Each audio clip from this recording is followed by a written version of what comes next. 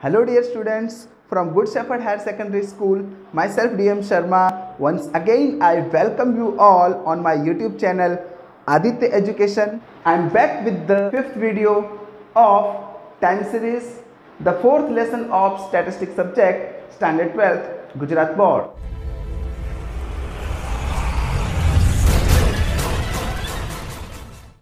So friends, in the last video we had seen the method of moving average and we had solved two sums of exercise 4.3 for 3 years moving average and 5 years moving average.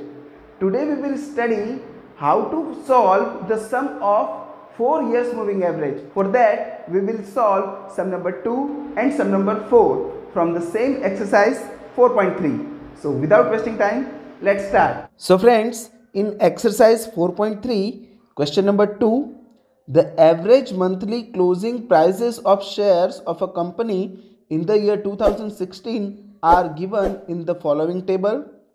Find the trend using 4 monthly moving averages. So friends, you can see here different months are given from January to December, and in these months the different prices of share is also given.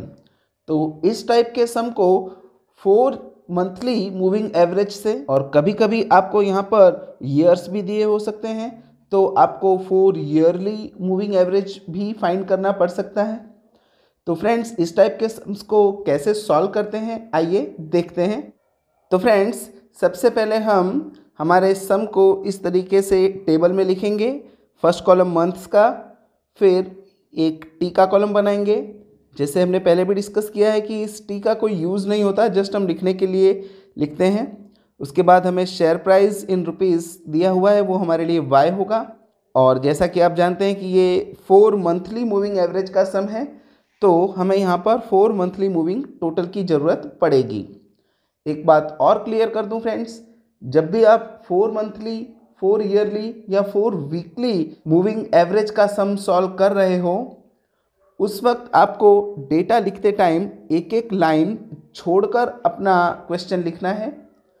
आप देख सकते हैं यहाँ पर जनवरी, फरवरी, मार्च, अप्रैल से लेकर दिसंबर तक मैंने सारा डेटा यहाँ पर लिखा हुआ है और सब में एक एक लाइन का गैप रखा है, सब में एक एक लाइन छोड़ी हुई है. ऐसा हम क्यों करते हैं, इसका आंसर सम सॉल्व करते हुए मैं आपको दूंगा. तो फ्रेंड्स, जब हम 3 इयर्स मूविंग एवरेज का सम सॉल्व करते थे तब हम इन 3 का टोटल करते थे और इन तीनों के बीचों बीच फरवरी मंथ आता है तो हम यहाँ पर उन तीनों का टोटल लिख देते थे. अगर हम 5 ईयर्सली मूविंग एवरेज या 5 वीकली मूविंग एवरेज या 5 मंथली मूविंग एवरेज का सम सॉल्व करते होते तो हम इन पाँचों का टोटल हम लेने वाले थे जनवरी से लेकर मई तक, और इन पाँचों के बीच आपको मार्च महीना मिलता है तो यहाँ मार्च के सामने हम इन पाँचों का टोटल लिखने वाले थे. लेकिन फ्रेंड्स, ये 4 मंथली मूविंग टोटल हमें यहाँ पर चाहिए. तो 4 मंथ यानी इन चारों का जब मैं टोटल करता हूँ तो इन चारों के एग्जैक्ट बीचों बीच कोई भी मंथ आपको नहीं मिलता है. मैं फिर से रिपीट करता हूँ, 3 मंथली मूविंग एवरेज में आपको फरवरी मिल जाता था, 5 मंथली मूविंग एवरेज में आपको मार्च मिल जाता था, लेकिन 4 मंथली मूविंग एवरेज में आपको एग्जैक्ट बीचों बीच कोई भी मंथ नहीं मिलता है. लेकिन एज पर रूल हमें लिखना बीचों बीच ही है, इसीलिए मैंने यहाँ पर आपको एक एक लाइन छोड़कर ये डेटा लिखवाया है. तो आप देख सकते हैं फ्रेंड्स, इन चारों के बीचों बीच ये रॉ पड़ती है, तो हम इस रॉ में हमारा ये टोटल लिखेंगे, यानी 253, देन 231, देन 350, देन 261. इसके बाद जैसा हम हर बार करते हैं एक एक नंबर हम हाइड करते जाएंगे. फर्स्ट नंबर को मैं हाइड करूँगा तो अब हमें ये 4 नंबर मिलते हैं और इनके बीचों बीच ये रॉ हमें देखने को मिलती है. तो हम लिखेंगे 231 प्लस 350 प्लस 261 प्लस 262. इसके बाद हम अगला नंबर हाइड करेंगे। अब इन चारों के बीचों बीच हमें यहाँ ये रॉ मिलती हैं, तो यहाँ हम लिखेंगे 350 प्लस 261 प्लस 262 प्लस 266। फिर हम नेक्स्ट नंबर हाइड करेंगे और इन चारों के बीचों बीच आपको ये रॉ मिलेगी, तो यहाँ हम लिखेंगे 261 प्लस 262 प्लस 266 प्लस 263। इसके बाद हम इस नंबर को हाइड करेंगे, तो हमें मिलेगा 262 प्लस 266 प्लस 263 प्लस 261। इसके बाद हम इस नंबर को हाइड करेंगे, तो हमें बीचों बीच ये रॉ मिलेगी, तो 266 प्लस 263 प्लस 261 प्लस 281। इसके बाद हम इस नंबर को हाइड करेंगे, तो आप देख सकते हैं हमें ये चार नंबर मिलेंगे और इनके बीचों बीच ये रॉ मिलेगी, तो 263 प्लस 261 प्लस 281 प्लस 278। इसके बाद हम नेक्स्ट नंबर के लिए 263 को हाइड करेंगे, तो इन चार के लिए हमें यहाँ पर बीचों बीच वाली रॉ मिलेगी, तो 261 प्लस 281 प्लस 278 प्लस 278। और एट लास्ट हम 261 को हाइड करेंगे, तो हमारा लास्ट नंबर भी इंक्लूड हो जाएगा और इनके बीचों बीच हमें ये रॉ मिलती है, 281 प्लस 278 प्लस 278 प्लस 272। तो यहाँ हमारा लास्ट नंबर भी इंक्लूड हो गया है, तो यहाँ पर हमारा 4 मंथली मूविंग टोटल ख़त्म होता है। आप देख सकते हैं यहाँ पर 2 नंबर के सामने आपको डैश रखना पड़ रहा है।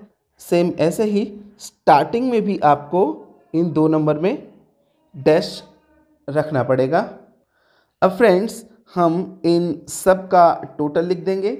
जैसा कि आप देख सकते हैं फ्रेंड्स, यहाँ इन सब का टोटल मैंने लिख दिया है। आप कैलसी की हेल्प से इन सब का टोटल फाइंड कर सकते हैं।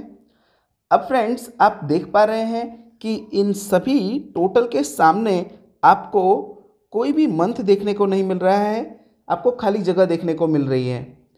इसीलिए हम इस टोटल को वैलिड टोटल नहीं मान सकते। तो हमें हमारे टोटल के सामने कोई भी मंथ या ईयर मिलना चाहिए, यहाँ हमें वो नहीं मिल रहा है। इसीलिए अब हम पेयर वाइज टोटल के लिए एक और कॉलम तैयार करेंगे।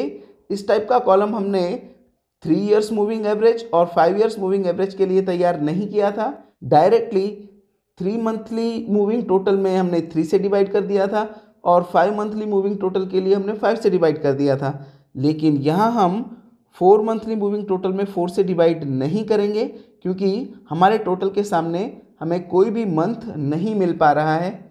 इसीलिए हम एक और कॉलम तैयार करेंगे। आप देख पा रहे हैं फ्रेंड्स, हमने एक और कॉलम तैयार किया है जिसका नाम है पेयर वाइज टोटल।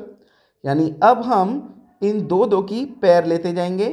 जैसे कि इन दोनों नंबर्स की पेयर का टोटल मैं इन दोनों के बीच यानी कि इस रॉ में लिखूंगा। तो इस रॉ के सामने आप देख सकते हैं आपको मार्च मंथ मिल जाता है। तो ये जो पेयर वाइज टोटल आएगा वो हमारा वैलिड टोटल माना जाएगा। तो इन दोनों की पेयर के बीचों बीच आप देख पाएंगे 1095 प्लस 1104। इसके बाद इन दोनों के बीचों बीच हम यहाँ 1104 प्लस 1139,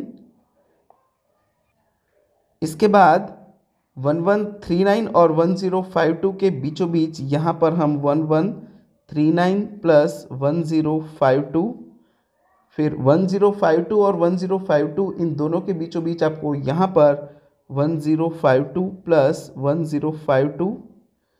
इसके बाद आप देख पाएंगे इन दोनों की पेयर में बीचों बीच आपको ये रॉ मिलेगी, यानी 1052 प्लस 1071।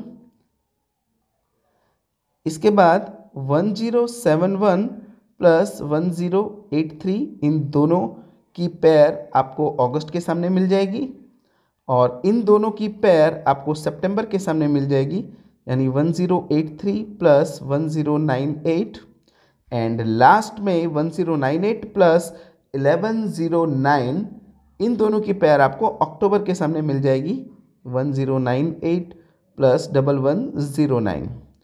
तो फ्रेंड्स, हमने यहाँ पर पेयर वाइज टोटल के लिए एडिशन के रिलेशन में सभी नंबर्स को लिख दिया है। अब हम इन सभी नंबर्स का टोटल कर देंगे।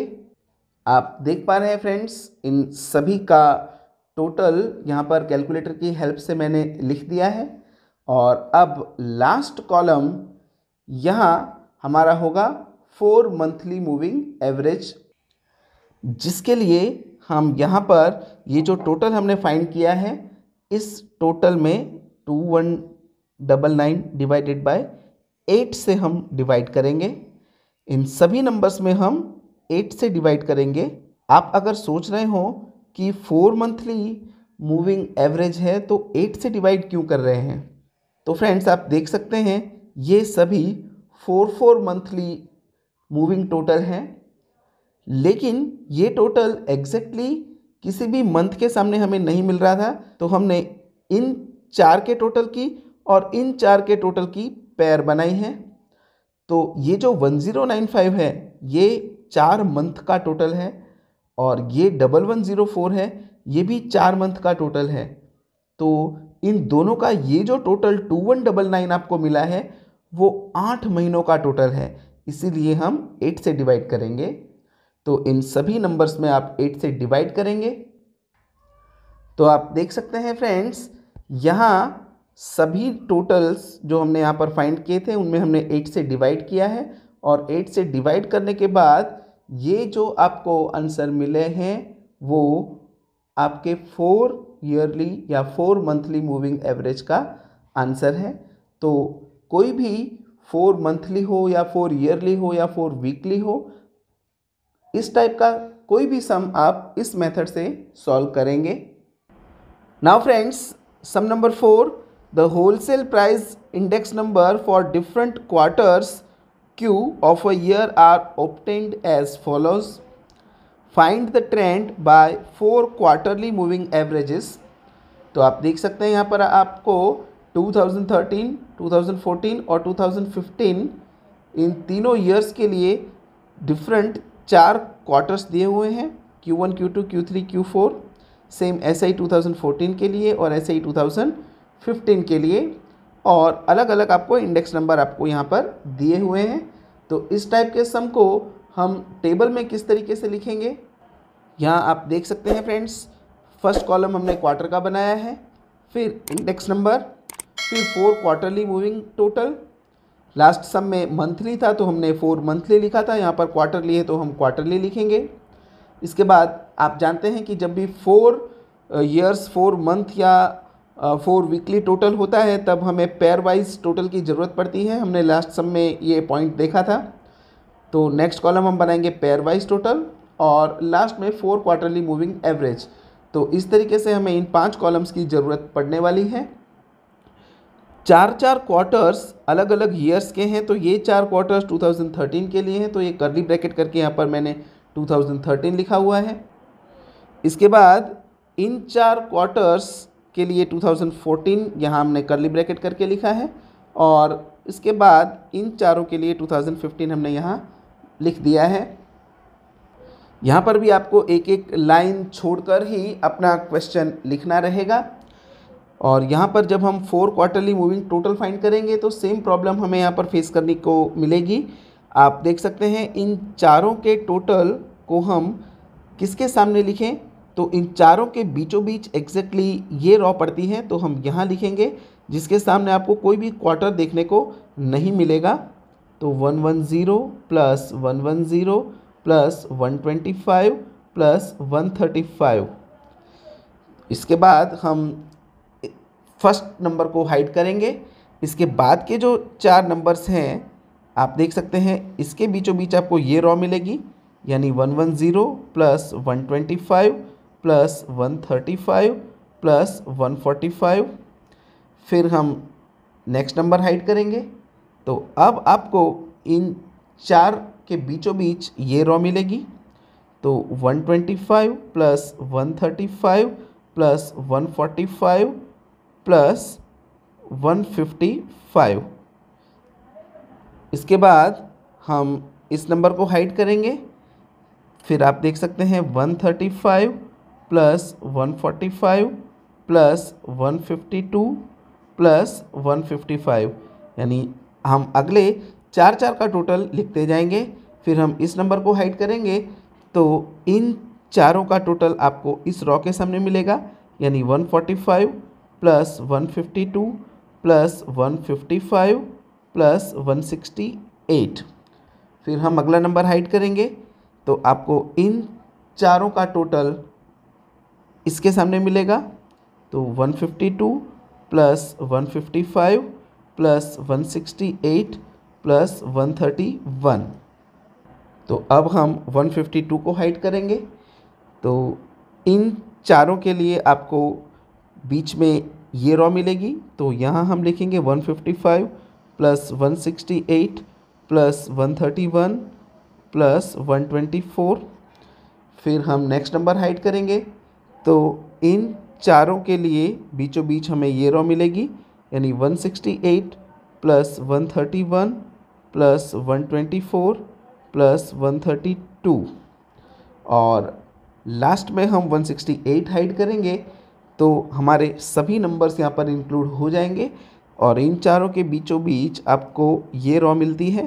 तो 131 प्लस 130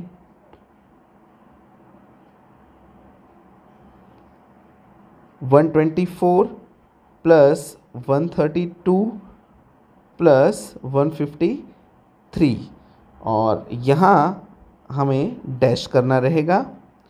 तो यहाँ पर आप देख सकते हैं हमने सभी को एडिशन के रिलेशन में लिख दिया है। अब हम इन सब का टोटल कर देंगे।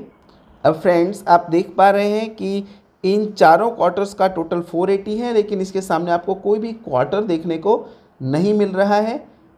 इन चारों का टोटल 515 है, लेकिन इसके सामने भी आपको कोई क्वार्टर देखने को नहीं मिल रहा है। तो इसीलिए हम पेयर वाइज टोटल करते हैं। तो 480 और 515 इन दोनों की पेयर का टोटल हम इन दोनों के बीचों बीच यानी इस रो में लिखेंगे, यानी 480 प्लस 515।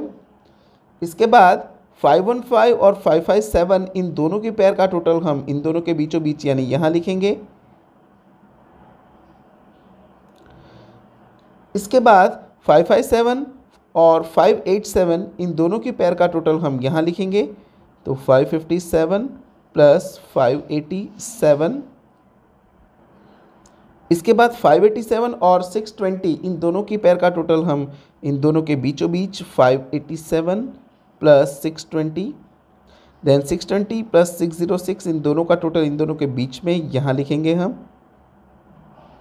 इसके बाद 606 और 578 इन दोनों का टोटल हम इन दोनों के बीचों बीच यानी यहाँ लिखेंगे। और 578 प्लस 555 इन दोनों पेयर का टोटल हम इन दोनों के बीचों बीच यहाँ पर लिखेंगे। और लास्ट में 555 प्लस 540 इन दोनों की पेयर यहाँ बनाकर इन दोनों के बीचों बीच हम इनका टोटल भी करेंगे। और अब कैलकुलेटर की हेल्प से इन सभी का हम पेयर वाइज टोटल कर देंगे। तो आप देख सकते हैं हमने सबका पेयर वाइज टोटल भी कर दिया है। अब हम 4 क्वार्टरली मूविंग एवरेज फाइंड कर सकते हैं, जिसके लिए हमने जो पेयर वाइज टोटल किया है, जैसे फर्स्ट हमारा है 995, इसमें हम 8 से डिवाइड करेंगे, यानी यहाँ पर दिए हुए सभी पेयर वाइज टोटल में हम 8 से डिवाइड करेंगे। आप सोच रहे होंगे कि 4 क्वार्टरली मूविंग एवरेज है और डिवाइड हम 8 से कर रहे हैं। तो फ्रेंड्स आप देख सकते हैं कि ये जो 480 है वो इन 4 क्वार्टर्स का टोटल है, लेकिन इसके सामने कोई भी क्वार्टर आपको देखने को नहीं मिलता है। सेम ऐसे ही ये जो 515 है ये भी 4 क्वार्टर्स का टोटल है, इसके सामने भी आपको कोई क्वार्टर देखने को नहीं मिलता है। तो इसी रीज़न से हमने इनका पेयर वाइज टोटल यहाँ पर किया है। तो ये जो 480 है ये 4 क्वार्टर्स का टोटल है, और ये जो 515 है ये भी 4 क्वार्टर्स का टोटल है। तो इन दोनों का टोटल 995, ये कुल मिलाकर 8 क्वार्टर्स का टोटल है। यानी ये जो सभी नंबर्स आप यहाँ पर पेयर वाइज टोटल में देख रहे हैं ये सभी 8 क्वार्टर्स के टोटल हैं, इसीलिए हम 8 से डिवाइड करेंगे। तो फ्रेंड्स हम इन सभी पेयर वाइज टोटल में 8 से डिवाइड करेंगे और डिवाइड करने के बाद ये जो आंसर हमें मिलेंगे वो हमारा 4 क्वार्टरली मूविंग एवरेज होगा। So friends, we stop here today. From my side, this chapter is completed. I have included all the important theory topics, all the important methods and sums. If you still have any doubt, you can ask me in the comment section. और आप मुझे मेरे mail ID पर mail करके भी अपने questions पूछ सकते हैं। If you still have not subscribed my channel, then please subscribe it and press the bell icon button so that you can get the notifications of my next videos on the very first day. अगर आपको video पसंद आया है तो please उसे like करें, अपने friends में शेयर करें और अपना वैल्यूएबल कमेंट हमें दें ताकि हमें ऐसे ही इंस्पिरेशन मिलती रहे। बहुत जल्द मुलाकात होगी एक नए चैप्टर के साथ। तब तक के लिए पढ़ाई करें, सुरक्षित रहें। Good bye.